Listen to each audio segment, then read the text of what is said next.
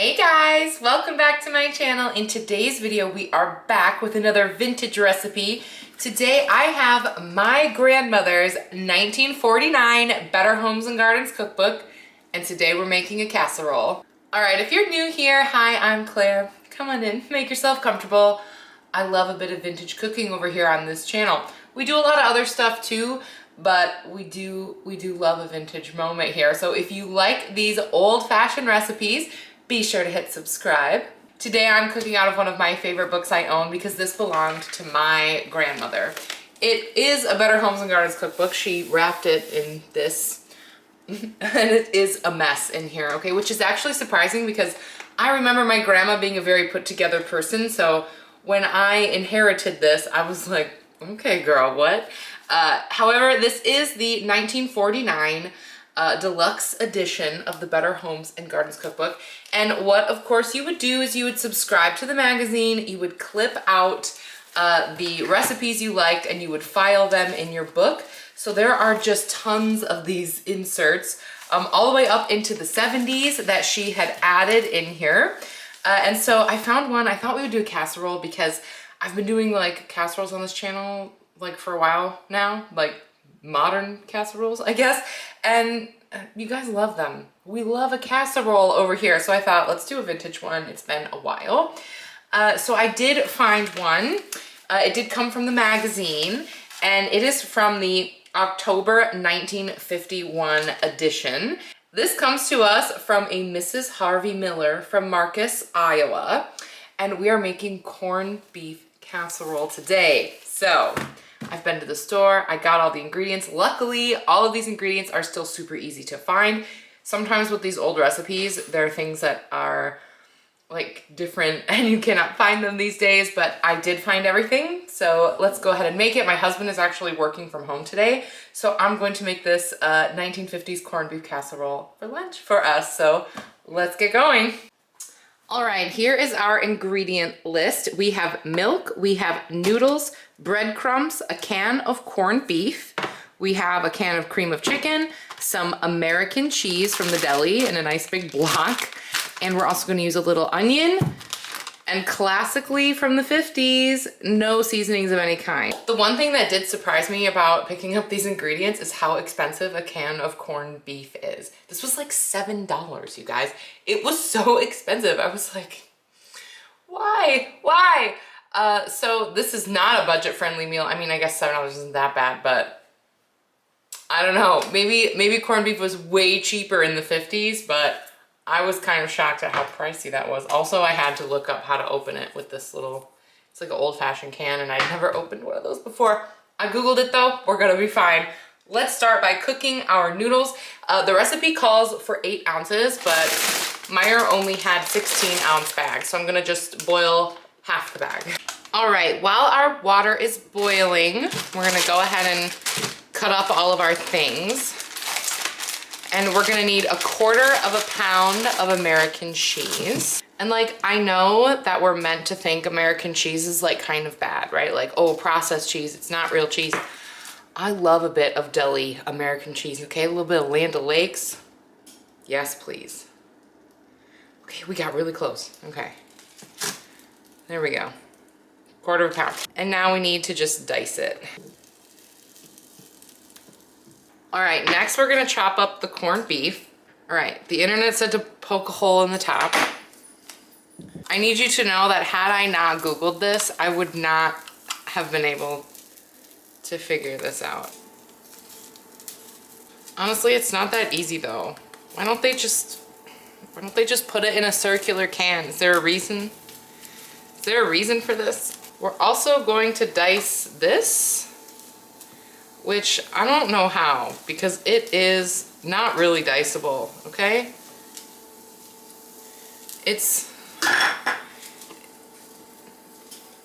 not really holding its form. I don't know what the right move is here, but this seems like the only thing to do, okay? All right, now for our onion, we're going to need 1/2 cup. Cutting onions is my least favorite thing to do ever, so I just try to do it quickly. 1/2 cup of onions. I'm gonna throw half our noodles in there. I did do a quick Google search on what they would likely have meant by noodles. And overall, the internet gave a pretty general consensus that that would mean an egg noodle in the 1950s. So that's why I chose egg noodles. And also the picture, it looks like an egg noodle. I mean, it's a little black and white, it's a little old, but it looks like an egg noodle to me. That's what we used. All right, I've gone ahead and drained our noodles. I love how fast an egg noodle cooks. I don't know why I don't ever keep egg noodles in the house. I should. Now we're going to add our entire can of cream of chicken soup. We're also going to add 1 cup of milk.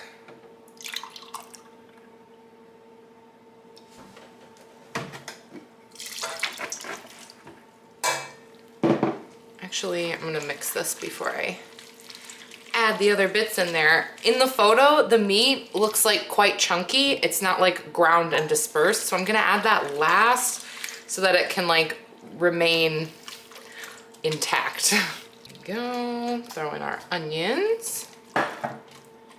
Break those up a little bit. And our cheese.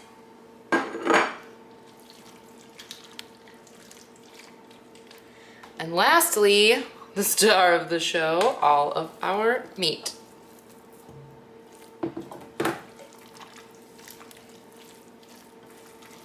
Now we're going to put it in our casserole dish. It does say to grease it. I'm gonna use vegetable oil because that's what I've got. I realize that Grandma Jane probably would have used lard. It is what it is. Pour that inside. Oh my. I know that corned beef is giving dog food, but I really like corned beef. I really like corned beef hash. Like that's something that I often will order if I'm like out to breakfast. So I do know that it's something that I like. I just know that it doesn't always, you know, look the best. Gotta make sure all of our bits are dispersed here. I do think it's fun that we're not like melting the cheese. Like, I mean, it will melt because we're gonna put it in the oven, but that we're not like making a cheesy sauce with it. So when you have a helping of it, you'll have like a chunk of melty cheese in there. I think that sounds kind of good. Now we're gonna take our breadcrumbs. We need 3/4 of a cup. And we're gonna put them around the edge. Now, I'm not gonna lie, these are Italian breadcrumbs. That's what I had, okay? I wasn't gonna buy new breadcrumbs for this. So we're having a little extra Italian flavor besides just having like plain breadcrumbs, but it's fine.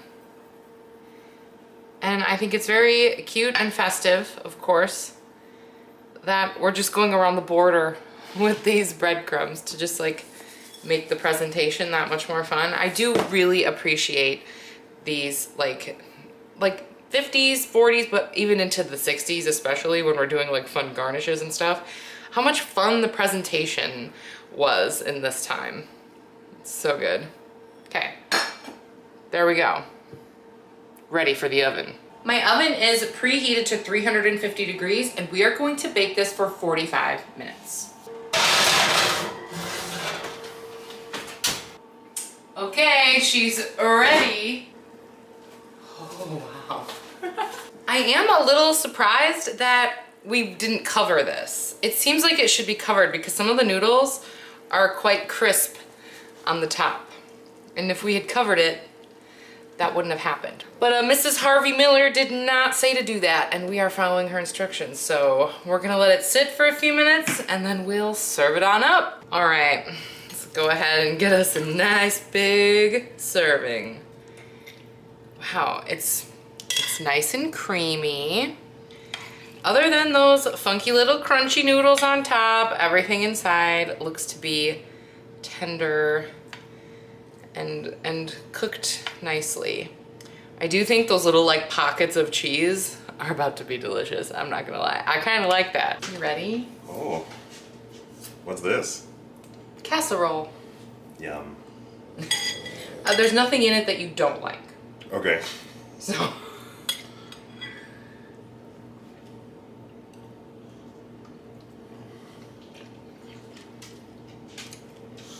Wow, okay. It's good. Yeah. Do you like it? Yeah. I like it. Yeah. It's exactly what I kind of expected. No surprises here. I like corned beef though, so like, it's good to me. It's obviously very heavy on the corned beef. Yeah, this is pretty good. Surprisingly. Yeah. The noodles are really tasty. They kind of like sucked up all of that like milk and cream of chicken soup. He's going in for more. Guys, this is like a weird 1950s one for you to like. I'm really excited about this for you. And like I said before, I love a bit of American cheese. Like I love even like Velveeta processed cheese. I can't lie. I love a bit of fake cheese, okay? I think it's good. Chemically created to be delicious. I can't help it. So for me, that's a bonus in this recipe. It's pretty good. I think if I did it again, I would cover it because I don't like those crispy noodles. It was in the oven without being covered. Oh, okay. Which is, yeah, some of the noodles are a little crispy on the top. Yeah. It's kind of weird. Or maybe like put the breadcrumbs over the whole thing instead of around the border. Oh. Because if they had been covered with the breadcrumbs maybe, but the picture had them just on the border, so that's why I did that. Would I make this again? Maybe. I don't know. The corned beef was kind of expensive. Yeah, maybe a different meat. No, I think it has to be corned beef. I think that's why it's good. I was weirded out when you came out with the square can, but... Maybe a bit of Spam. Or the Aldi brand of Spam, because it's like $1.99. That would be good. All right, you guys, that was our corned beef casserole from 1951. Shout out to Mrs. Harvey Miller from Marcus, Iowa.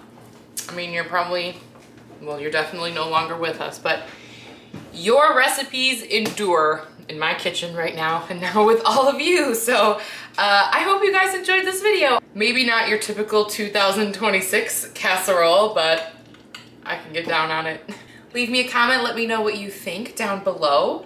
And tell me your opinions on corned beef from a can. Is this something that you're cooking with?